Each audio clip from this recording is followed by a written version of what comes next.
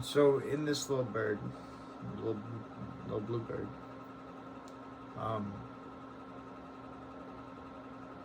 that voice that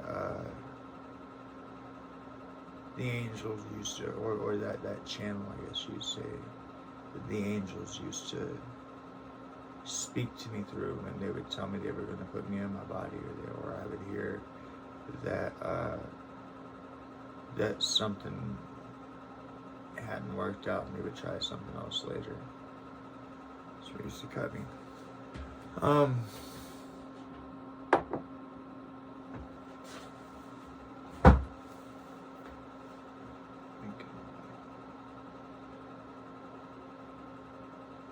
In that little bird would be the beginning relationship of what has now evolved into my relationship with God.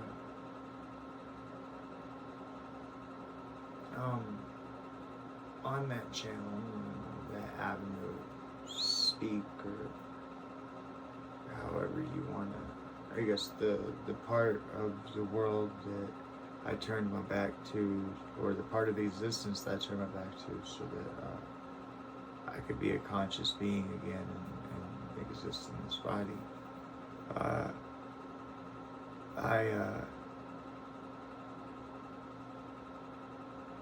What you call it? That avenue of speak is where I started connecting with a female or a feminine voice, I guess is what I would say. And she guided me, and she led me, and she helped me through these times. A lot of times, so there's my inner voice, which we all have our inner voice, our our language that we think with inside of our head. But this was clearly separate, and this was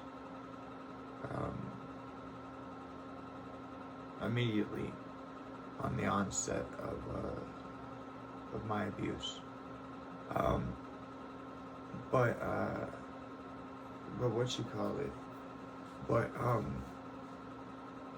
what ends up happening here is just that I started developing this relationship with what I now call God, or what I now understand to be God.